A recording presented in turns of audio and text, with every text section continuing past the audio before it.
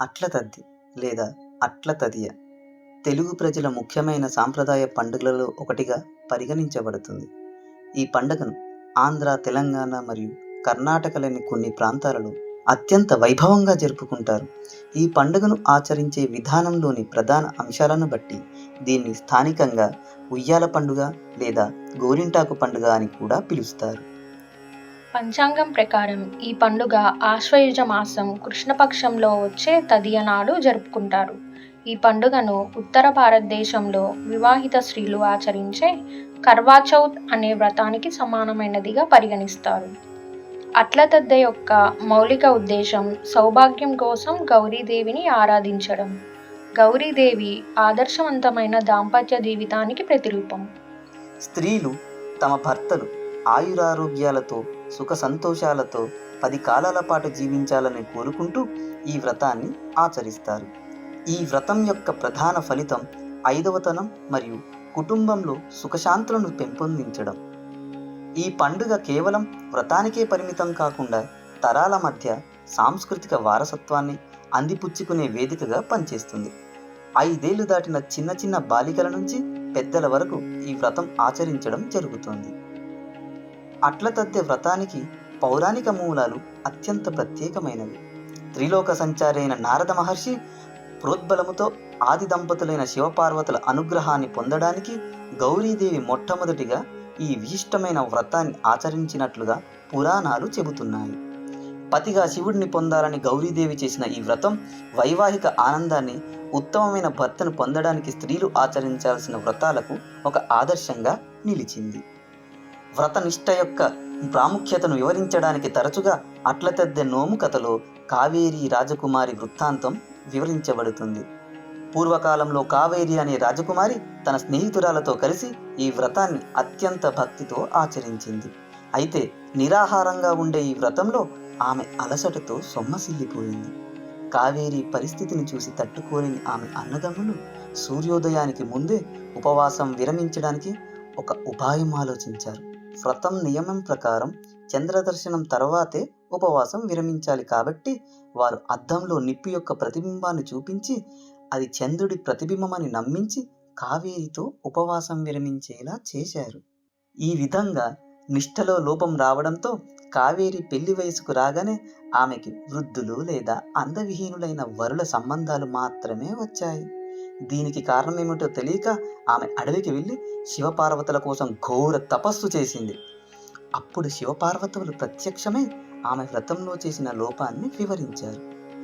కావేరి మళ్ళీ సరైన పద్ధతిలో వ్రతాన్ని ఆచరించిన తర్వాతే ఆమెకు గుణవంతుడు రూపసి అయిన భర్త లభించాడు. ఈ కథ యొక్క అంతరార్థం ఏమిటంటే కేవలం భక్తి ఉంటే సరిపోదు, వ్రత నియమాలకు కట్టుబడి ఉండటం అత్యంత ముఖ్యం. నిర్దేశించిన చంద్ర దర్శనం సమయం కోసం వేచి ఉండటం, తొందరపాటుతో లేదా అన్యాయంగా ఉపవాసాన్ని విరమించుకోకపోవడం వల్లనే పూర్తి ఆధ్యాత్మిక ఫలితం లభిస్తుంది. అందువల్ల ఈ వ్రతంలో చంద్రారాధన ప్రధానమైన భాగం. 5 ఏళ్లు దాటిన ప్రతి ఆడపిల్ల ఈ వ్రతాన్ని ఆచరించడానికి అర్హురాలు. పెళ్లి కాని యువతులు గుణవంతుడు రూపసి అయిన భర్తను పొందాలని ఈ పూజ చేస్తారు. కాబోయే భర్త గురించి, రాబోయే వైవాహిక జీవితం గురించి కనే కలలు నెరవేరడానికి వారు ఈ వ్రతాన్ని ఒక నోముగా భావించి ఆచరిస్తారు. వివాహిత స్త్రీలు తమ భర్తలకు మంచి ఆరోగ్యం, దీర్ఘాయుష్యు లభించాలని, మంచి భర్త దొరికినందుకు కృతజ్ఞతగా మరియు సంతాన ప్రాప్తి కోసం ఈ వ్రతాన్ని ఆచరిస్తారు. వివాహమైన తరువాత 10 సంవత్సరాల వరకు తప్పనిసరిగా ఆచరించడం సాంప్రదాయంగా ఉంది. నిర్ణీత సంఖ్యలో ఈ వ్రతాన్ని 10 సంవత్సరాలకు క్రమం తప్పకుండా ఆచరించిన తరువాత దాన్ని అధికారికంగా ముగించడానికి ఉద్యాపన విధి నిర్వహిస్తారు. ఉద్యాపన అంటే ఆఖరుసారిగా పూజ చేసి బంధువులైన పేరంటాలను పిలిచి వాయనాలిచ్చి పండుగను కన్నుల పండుగగా ముగించడం. పండుగకు ముందు రోజు రాత్రి లేదా పండుగ రోజు తెల్లవారుజామునే స్త్రీలు తమ చేతులకు గోరింటాకు పెట్టుకుంటారు. గోరింటాకు సౌభాగ్యానికి, సంతానోత్పత్తికి చిహ్నంగా భావించబడుతుంది. పండుగ రోజు తెల్లవారుజామున నిద్రలేచి శుచి శుభ్రతతో మంగళ స్నానం ఆచరించాలి. స్నానం తరువాత వారు ప్రకాశవంతమైన రంగుల చీరలు మరియు ఆభరణాలు ధరించి నుదిటిన కుంకుమను ధరిస్తారు.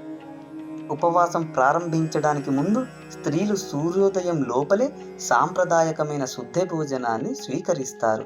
సుద్దె అంటే ముందు రోజు రాత్రి వండిన అన్నం, పెరుగు మరియు గోంగూర పచ్చడితో కలిపి తినే ఆహారం. ఈ సుద్దె భోజనం యొక్క సాంప్రదాయక ప్రాధాన్యతను పరిశీలిస్తే ఇది కేవలం ఆహారం మాత్రమే కాదు, ఉపవాసానికి శరీరాన్ని సిద్ధం చేసే ఒక పూర్వక్రియ. నిరాహారంగా ఉండే నిర్జల వ్రతానికి ఈ భోజనం అత్యవసరం. పులయబెట్టిన అన్నం మరియు పెరుగు శరీరాన్ని చల్లబరుస్తాయి. గోంగూర పచ్చడి ఈ కఠిన ఉపవాస సమయంలో డీహైడ్రేషన్ మరియు వేడి సంబంధిత సమస్యలను నివారించడానికి అవసరమైన పోషకాలను అందిస్తుంది. ఈ విధంగా సుద్దె భోజనం అనేది వేద మరియు ఆరోగ్య సిద్ధాంతాల ఆధారంగా రూపొందించబడిన ఒక శాస్త్రీయ పద్ధతిగా పరిగణించవచ్చు. సుద్దె భోజనం తర్వాత సాయంత్రం చంద్రదర్శనం అయ్యే వరకు ఉపవాసం కొనసాగుతుంది. పగటిపూట ఉపవాసంలో ఉన్న స్త్రీలు మరియు బాలికలు ఉల్లాసంగా గడుపుతారు. వారు సాంప్రదాయ పాటలు పాడుతూ చెట్లకు కట్టిన ఉయ్యాలలు ఊగుతారు. ఉయ్యాల ఊగడం ఈ పండుగలో అత్యంత విశిష్టమైన ఆచారం. ప్రతి నియమంలో భాగంగా స్త్రీలు 10 లేదా 11 సార్లు ఉయ్యల ఊగడం, 10 లేదా 11 రకాల పండ్లను తినడం మరియు 10 లేదా 11 మార్లు తాంబూలం వేసుకోవడం వంటివి చేస్తారు. సాయంత్రం వేళ శుచి అయి ఇంట్లో తూర్పు దిశలో మండపాన్ని ఏర్పాటు చేసి గౌరీదేవి పూజ చేస్తారు. పసుపు గణపతి పూజతో ప్రారంభించి ధూమ దీప నైవేద్యాలు సమర్పించి గౌరీ స్తోత్రాలు మరియు శ్లోకాలు పఠిస్తారు. పూజలో భాగంగా అమ్మవారికి 10 అట్లు నైవేద్యంగా పెడతారు. కొందరు 11 రకాల కూరగాయలతో వంటకాలు చేసి నైవేద్యం పెడతారు. ఈ పూజలో బియ్యం పిండితో దీపాన్ని చేసి జ్యోతిని వెలిగించడం కూడా ఆచారం. అంతేకాక 11 ముళ్ళు వేసిన తోరాన్ని అమ్మవారికి, ఆపై తమ చేతికి కట్టుకుంటారు. పూజ యొక్క పరాకాష్ట చంద్ర దర్శనం మరియు చంద్రారాధన. చంద్రుడు కనిపించిన తర్వాత స్త్రీలు చంద్రుడికి నీరు, బియ్యం, పువ్వులు మరియు అట్లను సమర్పిస్తారు. చంద్రుడు మనశ్శాంతిని, సంతానోత్పత్తిని మరియు మంచి ఆరోగ్యాన్ని అనుగ్రహించే దేవుడిగా భావించబడతాడు. కొందరు నీటిలో చంద్రుడి ప్రతిబింబాన్ని చూసే ఆచారం కూడా పాటిస్తారు. చంద్రారాధన పూర్తయిన తర్వాత ముత్తైదులకు వాయినం ఇచ్చే ప్రక్రియ ప్రారంభమవుతుంది. ఈ వాయినంలో 10 లేదా 11 అట్లు, 10 లేదా 11 పండ్లు ముఖ్యంగా సమర్పించాలి. ముత్తైదువులను అలంకరించి వారికి నల్ల పూసలు, లక్కగోళ్ళు, రవిక గుడ్డలు, దక్షిణ మరియు తాంబూలాలు సమర్పిస్తారు.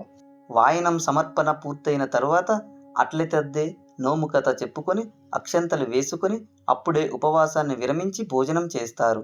ఉపవాసం విరమించిన తర్వాత 10 రకాల పండ్లను తినడం మరియు 10 మార్లు తాంబూలం వేసుకోవడం కూడా వ్రతంలో ఒక విశేషం. ఈ పండుగకు అట్లను నైవేద్యంగా పెట్టడం వెనుక ఉన్న ప్రధాన కారణం నవగ్రహాలలో ఒకటైన కుజుడికి అట్లంటే మహాప్రీతి అని శాస్త్రవచనం. అట్లను నైవేద్యంగా సమర్పించడం, వాయనంగా ఇవ్వడం ద్వారా కుజదోషం పరిహారం అవుతుందని గట్టి నమ్మకం. అట్ల తద్దె పండుగ స్త్రీల మధ్య ఐక్యతను మరియు సౌభ్రాతృత్వాన్ని పెంపొందించడానికి ఒక వేదికగా పనిచేస్తుంది. స్త్రీలు, బాలికలు సమూహాలుగా చేరి ఆచారాలు నిర్వహించడం, పాటలు పాడటం మరియు అనుభవాలను పంచుకోవడం లాంటివి చేస్తుంటారు. ఈ ఉత్సవం కుటుంబాలలో మరియు సమాజంలో బంధాలను బలపరుస్తుంది. చివరిగా ఒక్క మాట, మన సంస్కృతిని కాపాడుకుందాం, మన సాంప్రదాయాన్ని గౌరవిద్దాం, మన దేశాన్ని ప్రేమిద్దాం. జై హింద్. ఈ వీడియో మీకు నచ్చినట్లయితే లైక్ చేయండి, 10 మందికి షేర్ చేయండి. మరిన్ని డైనమిక్ విశ్లేషణల కోసం మా ఛానల్ని సబ్స్క్రైబ్ చేసుకోండి.